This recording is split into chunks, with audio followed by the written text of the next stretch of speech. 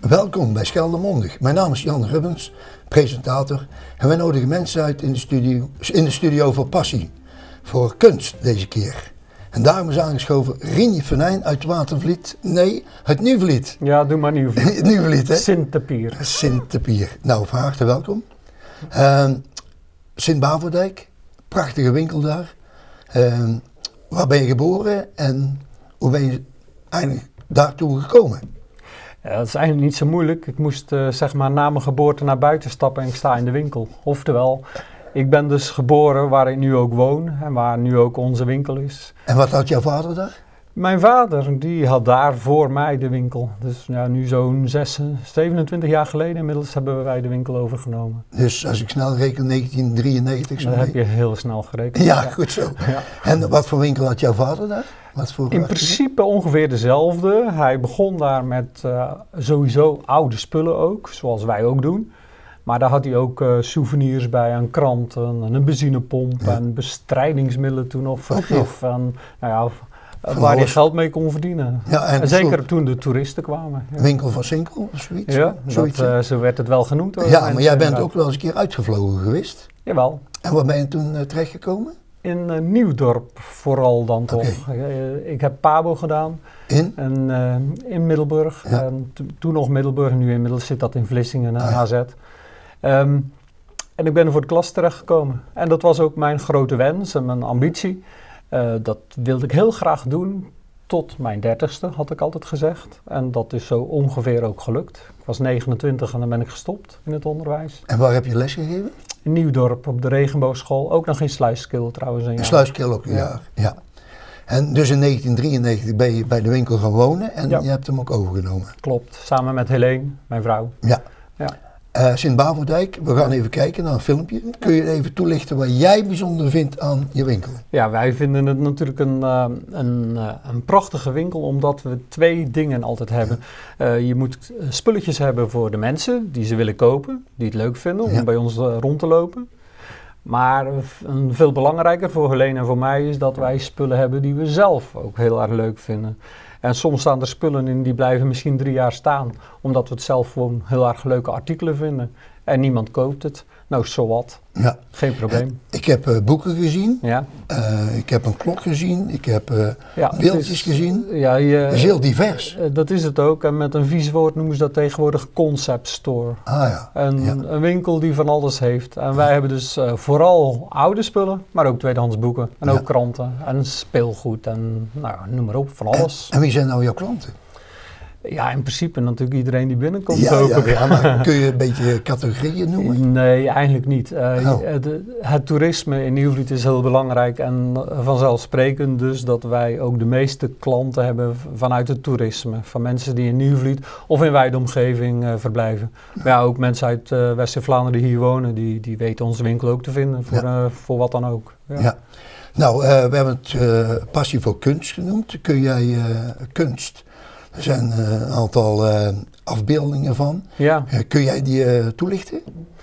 Ja, graag. Ja. Passie voor kunst. Ja. Dat is natuurlijk ook, Ik heb dus poppen gezien. Je hebt poppen gezien, de poppenkastpoppen bedoel je. Ja, de hand in hebben is een van die kunstwerken die jij inderdaad hebt gezien op foto. Ik heb zo'n 3000 van die poppenkastpoppen, van die oude vinylpoppen uit de jaren 60 tot en met, tot nu eigenlijk. Met die poppenkastpoppen maak ik dus regelmatig diverse kunstwerken. Soms buiten in het landschap, maar ook soms binnen. Soms als decor voor mijn theater, daar hebben we het misschien nog over. En een van die kunstwerken, de hand in hebben... Dat was in Groede in de kerk, jaren geleden. En dan had ik die 3000 poppenkastpoppen allemaal samen in één huis gezet. Ja. Met een spiraalvormend pad eromheen. Ja. En we hebben ook een lijstje van welke foto's dat we hebben. Misschien dat je eens even toe kunt lichten. Duchamp. Ja, Marcel Duchamp. Daar ben je helemaal gek van, hè? Ja, nou... Eigenlijk niet zozeer van die man of zo, daar gaat het dan niet direct om. Maar jullie laten een foto zien van een van zijn beroemde werken, Bicycle Wheel. En de meeste mensen kennen dat wel, een wit krukje met een fietswiel op zijn kop erbovenop. Staat in New York in een museum en een ander exemplaar in Parijs in een museum en eentje in Keulen. En waarom trek je dat nou zo? Nou, voordat hij dit kunstwerk had bedacht, dan waren kunstwerken traditioneel. Schilderijen, beeldhouwwerken zoals iedereen dat ook kent. En dat was het eeuw na eeuw na eeuw. Maar Duchamp die had eigenlijk een revolutionair nieuw idee, een krukje en een fietswiel. En hij noemde dat kunst. Niemand had daarvoor ooit de associatie mee gelegd dat je het ook iets wat je kunst benoemt, dat dat dan ook kunst is. Mm-hmm. En sinds die tijd, en dat is nu 100 jaar, proberen mensen dus ook weer een nieuw idee te hebben. Nou, en je ziet op de foto, zie je een fiets en daar heb ik een wit krukje bovenop gezet als een nieuw soort zadel. Want zo doe ik elk jaar een poging om ook een revolutionair nieuw idee, net als Marcel Duchamp, te ontdekken, te ontwikkelen, waar de hele wereld zijn voordeel mee gaat doen. Okay. Maar het is me nog niet gelukt. Nee. Goed, dan hebben we hier een lijstje. Misschien eventjes... blijf scherp en vergeef. Dat is een kunstwerk. Mijn kunstwerken zijn eigenlijk installaties. Dus vraag mij niet om een schilderij te maken. Ik kan wel schilderen. Maar dan wordt het denk ik niet ook een kunstwerk. Want ik vind dat een kunstwerk iets moet vertellen. Iets moet zeggen, iets moet prikkelen, iets moet teweegbrengen, iets moet aanduiden, iets op de schop nemen, het moet schuren. Er moet van alles mee gebeuren met zo'n kunstwerk. En ik kan natuurlijk gewoon een mooi stilleventje van een fruitschaal en appel schilderen. Maar ja... Dat trek je ook niet. Nou, dat heeft Cézanne al veel beter gedaan. Dat kan ik niet verbeteren. Maar zo'n kunstwerk als Blijf scherp en vergeef, dat zul je nergens anders in een museum of waar dan ook zien. Er is er maar eentje van en dat is anders. En daar heb ik ook een bedoeling mee, zoals met elk kunstwerk. Ja, maar Blijf scherp en vergeef. Ja, dat zie je aan die voetjes. Ja, dan zie je 2 stoelen. Ja. En op die stoelen kun je zitten. Je doet die sokken uit. En je gaat daar met een vriend of vriendin of in ieder geval iemand ga je daarop zitten. Je zet je voeten in dat laadje en er zitten allemaal hele scherpe steentjes in. En dat bedoel ik mee, als je dan zo samen zit, blijf elkaar prikkelen. Oh ja. Dus dat er niet zomaar een saai moment zo samen is. Nee, je moet geprikkeld worden. En dat doe je dus via die steentjes in je voeten. Dat is scherp. Dat blijft scherp. Dat blijft scherp. En dan kun je eigenlijk niet zo ontspannen zitten. Je moet wel in actie komen, maar je mag er niet af. En wat is dan vergeef? Nou, dat is als je te scherp bent. Ja. En je hebt elkaar te veel geprikkeld, misschien is er dan weer even een moment nodig van zacht worden voor elkaar en elkaar vergeven en elkaar tegemoet komen. En dan ga je dus op die andere 2 stoelen zitten, waar je van die witte wasbekkentjes hebt en er zit water in. En dus zet je voeten in, dan kan je al het scherpe en het vieze en hetgene wat niet in je relatie hoort, kun je daar zo lekker afspoelen. Verwijs je dan ook een beetje naar de voetenwassing in de Bijbel en Natuurlijk, ja, tuurlijk. Ah, oké. Zeker weten, ja. De Bijbelse thema's in de kunst, dat is niet door mij bedacht. Nee, maar daar maak je dan een referentie naar eigenlijk. Ja, niet per se. Dat laat ik de mensen doen. Want als ze vragen om uitleg, dan wil ik best wat geven. Ja. Dat doe ik nu ook net. Ja, maar ik vraag maar nog veel fijner is natuurlijk ook dat mensen zelf met die associatie komen, zoals jij de associatie legt met de voetwassing. Ja, klopt. En dan verder nog? Laten we het hebben nog over de fietsen, want ik heb in Waterland Kerkjes een tentoonstelling gehouden met allemaal fietsen als thema en daar ben ik nog niet mee klaar. Ik maak nog steeds kunstwerken met fietsen inderdaad. En een van die kunstwerken is Broken Bike. Je ziet een fiets en je ziet een figuur. In dit geval is het een etalagepop, maar het stelt een mens voor. En het zit allemaal in het gips. Broken en gips, dat heeft dan met elkaar te maken. En dit kunstwerk gaat over een verbroken relatie. En het gips zou alles weer moeten helen. Ja. En je ziet dan ook een bol met gekleurd draad liggen. De lijn van het leven. Dan hoop je die op een dag weer te kunnen oppakken. Maar dat is nog een grote kluwe bol. Want zo'n draad, ja, dat moet nog tot in de eeuwigheid kunnen doorgaan als dat zo zijn. Dus er is nog hoop? Er is hoop inderdaad, want er zit nog heel veel draad. En je moet alleen wachten tot dat gips er weer af kan. En dan weet je pas of je breuk hersteld is. Tijd. Ja. Tijd, hè? Dus met tijd heelt alle wonden. Nou, een ander kunstwerk is Strapped Bike. Dan zie je een soort kooi met een racefiets erin.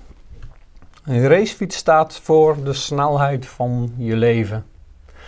Je wil vooruit en je hebt energie in je. En je staat op die trappers en je hebt je versnellingen. Je ziet een racefiets voor je. Je wilt demareren, je wil er vandoor. Maar dat lukt soms niet. Omdat je aan alle kanten aan conventies of wetten of verhoudingen of waar dan ook. Je zit altijd ergens aan vast. In een bubbel. Ja, misschien wel. En toch? Ja. Ze proberen de instituten en alle wetten die proberen jou een beetje... Nou, laten we dan naar een van die andere kunstwerken gaan. Ja. PPP-terras. Dat hangt bij mij aan de muur van de winkel. Kan iedereen komen bekijken. Ja, die kan er ook zitten. Ja. Nee, want dat zie je overal, hè? Ook in de PR en zo. Ja. Van jou, dat je daar zit. En, dus en je kunt er ook op staan op zo'n tafel? Ja, deze wel. Een vriend van me heeft geholpen met de constructie. Ik had ook gezegd, jij bent de eerste die erop gaat staan. Dus dan moet het stevig zijn. Ja, dat doet me denken aan iemand die een kanon moest ontwerpen en maken. Ja. Hè, in de 80-jarige oorlog. En dan degene die het moest maken, die moest de eerste kogel afschieten. Dus, ja, om even te kijken of het wel goed genoeg is. Ja, dat ook. Nou, dat is met dit ook. Ja. Maar daar gaat het kunstwerk natuurlijk niet om. Nee. Het is een protest. Vandaar ook PPP. Ik ga het niet helemaal uitleggen, maar het heeft wel te maken met verantwoordelijkheid. En een van mijn stokpaardjes is de overheid die steeds meer en meer en meer regelgeving heeft en mensen hun eigen verantwoordelijkheid daardoor weghaalt. En om het heel snel te zeggen, bij ons zat een heel klein deurtje in de winkel. Mensen kwamen naar binnen en er was een stoepje en een laag deurtje. Toen ik het had overgenomen, dan stootte niemand zijn hoofd en niemand viel. Maar jaar na jaar werd dat erger en erger en op het laatst, nu 5 jaar geleden, want ik heb het nu inmiddels veranderd, helaas. Jaar na jaar nam dat toe. Tot op het laatst dus iedereen zijn hoofd een beetje stoten. We moesten eigenlijk aan de deur blijven staan om te zeggen, pas op je hoofd, pas op het stoepje. Ja. En toen dachten we, hoe komt dat nou eigenlijk? Waarom stoten we nu ons hoofd en deden we dat vroeger niet? Vertel. Nou, vroeger dan hadden we onze eigen verantwoordelijkheid. Ja. De overheid die bleef van onze verantwoordelijkheid af. Ja. Ze hebben nu, in de woningwet staat dat een deur 2,20 meter hoog is. Ja. Niemand in Nederland moet nog nadenken, kan ik naar binnen? Ja. Je loopt gewoon naar binnen. Ja. En als het dan een keer wat lager is, dan stoot je hoofd. En vroeger zei je, je bent dom, want je stoot je hoofd. En dan gaan mensen gingen nu ook zeggen, ja, ik kan je aanklagen, omdat er een deur te laag is. Toen heb ik dat terras dus ontwikkeld en dat terras hangt, jij hebt het gezien, je mocht er helaas nog niet op zitten, hè, maar het terras hangt dus op 4 meter hoogte. Ja, en er valt niemand naar beneden? Nee, je gaat er met een ladder, ga je er naartoe. Okay. Je gaat zitten, je krijgt koffie van me en we hebben een gezellig gesprek en we zitten daar een uur en niemand valt naar beneden. Nee. En waarom? Omdat je heel voorzichtig blijft zitten. Je neemt je verantwoordelijkheid. Ja. Je doet geen gekke dingen, je kan het gewoon zelf. En er is geen overheid die dan moet regelen voor je. Oké, dan het volgende is, even kijken, we hadden ook weer de kunst hebben we gehad, ontwerp. Ja, dat is een kant die niet zo heel veel mensen van mij kennen. Maar daarom vraag ik er ook naar. Vertel. Nou, kijk, met kunstwerken kom je in de openbare ruimte. En met theater kom ik in de openbare ruimte natuurlijk. Maar met ontwerpen minder. Ja, ook. Ik ontwerp affiches, bijvoorbeeld bij kerst, zeg maar, was het Winterwonderland in Nieuwvliet. Eind december was dat, eind december, Winterwonderwandeling. En daar heb ik het affiche voor ontworpen, zoals ik dat voor meerdere dingen doe. Maar ik ontwerp ook plattegronden. Dus van bijvoorbeeld? Nou, een plattegrond van Nieuwvliet doe ik al jaren. Met toeristen die in Nieuwvliet komen krijgen op alle campings en bij hotels een kaart mee van Nieuwvliet. Oh ja. En die hele kaart die heb ik ontworpen en getekend in opdracht van de ondernemersvereniging. Ja. Nou, zulk soort werk, dat is toegepast natuurlijk. Dat is niet echt kunst. Dat is illustreren of ontwerpen of design of tekenen. Maar dat doe ik ontzettend graag, want je had het over passie. Nou, kunst maken is geweldig. Maar een affiche maken is meestal een boterham. Oh ja. Gaat ook samen. Ja. En vandaar... er moet brood op de plank komen, toch? Er moet brood op de plank komen. Maar die passie komt dan weer wel terug in mijn winkel bijvoorbeeld. Ja. In de PR leer je dat een beeldmerk hetzelfde moet zijn. Zo'n advertentie elke keer hetzelfde, want dat is herkenbaar. Dat vind ik niks. Ik wil, als ik een advertentie zet, gewoon weer elke keer een andere. Dat mensen de krant openstaan en zeggen, wat is dit nou weer? Dat je daar even op blijft hangen. Oh ja. En vandaar dat ik advertenties maak met onze pop bijvoorbeeld. Ik heb ze nog niet genoemd, maar bij ons voor de winkel zit er de hele zomer door. En nu zit ze binnen, want het is een beetje koud. Ja, ja. Er zit een pop. Ja. Ze heeft elke dag andere kleren aan. Oh, die verkleed je iedere dag? Ja, dat is leuk om te doen. Ja. Ja, best wel. Ja. Het is een mooie vrouw, een mooie pop. Ja. We trekken haar een mooie jurk of broek of wat dan ook aan. En een leuk hoofddeksel op. Er staan soms kippen bij. Er staat soms een kruiwagen bij. Ze zit soms de polder in te kijken. Ze zit soms de winkel aan te kijken. Nou, mensen zijn dat helemaal gewend geraakt. En dat is van Furini, van Helene en mij, eigenlijk onze vorm van reclame maken. Ja. En overal zie ik ook jouw print, zou ik maar zeggen. Een gezichtje of zoiets. Hè? Een poppetje. Een poppetje, ja. Dus dat zie je overal, zie je dat terug. Een poppetje, dat is als je het glas even vast wil houden, dat kan helemaal, kijk. Leg ik mijn voet op tafel, dit poppetje. Ah, oké. Ja, dat is een beetje moeilijk nou te zien, maar... Ja, maar goed, dit poppetje, dat is mijn handtekening. Dus als je jou vinden, zou ik maar zeggen, dan weet je... Ja, dan ben ik meteen geïdentificeerd. Ja, er hoeft geen gebitsanalyse aan te pas te komen. Nee, helemaal duidelijk. Nee. Zeg dan het laatste, voorlaatst is eigenlijk het theater, heb je al een beetje genoemd. Ja. Kindertheater, daar ben je helemaal weg van, hè? Ja. Passie ging het over hebben. Ja, ik vind alle vormen van theater fijn om te doen. Ik heb van alles al gedaan, maar kindertheater is de moeilijkste en de meest eerlijke vorm van... Maar ook de dankbaarste, denk ik. Nee. Nee hoor. Ik ben sowieso, als een theatervoorstelling gelukt is, of nou met volwassenen of kinderen is, daar ben ik inderdaad aan blij. Dat vind ik fijn. Maar vind je niet dat die kinderen, als die enthousiast reageren, en volwassenen zitten vaak zo, die vinden het dan ook wel mooi, maar dat is inspireert dat niet? Nee, toch niet. Dat vind ik niet. Maar het is wel zo, en dat is met kinderen heel anders dan met volwassenen. Als kinderen het niet leuk vinden, na 2 minuten, dan houden ze op, gaan ze zich vervelen, dat laten ze merken. Ja. En wij volwassenen kunnen nog 20 minuten heel geïnteresseerd zitten kijken, zo van, wat is dat toch prachtig, maar we vinden er misschien in ons hoofd niks aan, maar we laten het niet merken. Ja. En dat is met kinderen wel, en dat is natuurlijk, als je dat is gewoon heel fijn. En ik heb nooit een script bij mijn kindertheater, ik bedenk wel een verhaal. Maar in het theater wat ik doe, spelen kinderen altijd mee. Ja. Dus dat gaat binnen een bepaald stramien, gaat dat alle kanten op. Ja. Ik heb je ook nog in Aardenburg op zien treden met zo'n grenspaal. Ja. Hè? Dat was dan een kunstfestival in Aardenburg. Ja. Ook mooi. Dan heb je ook bedacht in 5 minuten hou je dan een monoloog aan de hand van... thema ook en zo? Dat gebeurt regelmatig, dat ik inderdaad gevraagd word voor een opening of een theatrale invulling tijdens een manifestatie of zo. Oh, ja. En dat is een van de leukste dingen om te doen, omdat het altijd maatwerk is. En dat is natuurlijk mooi. Dat is niet een stuk wat al bestaat, wat je dan 3, 4, 5 keer gaat spelen. Of misschien 30, 40, 50 keer. Ja. Zoals het kindertheater op Pieterwiet. Want dat gaat ook deze zomer gelukkig nog eens een keer door. Ik wilde eigenlijk stoppen. Maar je gaat ook door? Ik ga toch nog weer een jaar door, inderdaad. Er waren zoveel scholen die het toch wilden komen. Oké. Nou, helemaal fijn. Goed? Ja, helemaal goed. Ja. Zeg, en de plattelanders, daar heb je ook nog aan meegewerkt? Ja, daar heb ik 20 jaar zat ik bij de plattelanders inderdaad. Heb je als acteur ook opgetreden en ook als de regie, hè? Regisseur? Hè? Ik was inderdaad zowel speler als regisseur. Ja. En de laatste jaren was het meer regie. En dat deed ik heel vaak samen met Erik Wijfels. En nu tot 5 jaar geleden. Ja. En dan ook andere clubs heb ik wel geregisseerd in heel Zeeland.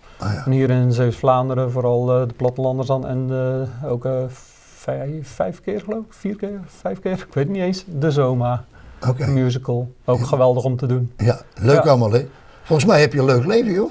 Ik heb zeker een leuk leven. Ja. Ik hoop dat jij het ook hebt. Ja, ik heb het ook. Ja, echt. Ja, gelukkig maar. Wat dat betreft kunnen we elkaar een hand geven. Ja, fijn. Zeg dan de plannen voor de toekomst, hè? 2020. Je hebt nog een kelder, geloof ik, waar je iets mee gaat doen. Vertel. Ja, de kelder, dat is gewoon de winkel. Maar de winkel bij ons bestaat uit boven en beneden. Ja. Ja, die bedoel ik, onder de winkel. Hè? Ja, daarom. Ja. Eén ruimte die nu vrijkomt, inderdaad, ga ik komende zomer inrichten als een klein speelgoedmuseumtje.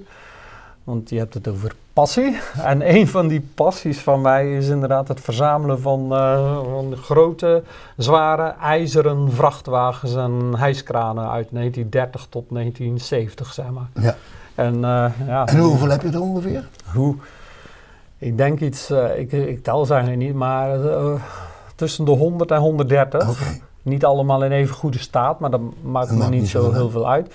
Alleen ze kunnen niet allemaal bij ons op de vensterbank. Oh, ja. En ik heb een ruimte nodig en ik wil dat laten zien aan de mensen. Ja. En als ze dan komen, kan ik er weer over vertellen. En even nog een vraag, hoe kom jij aan al die spullen die je hebt? Kijk, in de blaadjes staat altijd dat al die brokante boer, die gaan de boer op. Die gaan in het plaatselijke dorp gaan ze 1 keer in de week langs alle boeren. Want daar in een hoekje in de scheur staat al het antiek. Dat is natuurlijk vette onzin. Want antiek, dat is te vinden bij waar de mensen wonen. En waar wonen mensen? In de stad.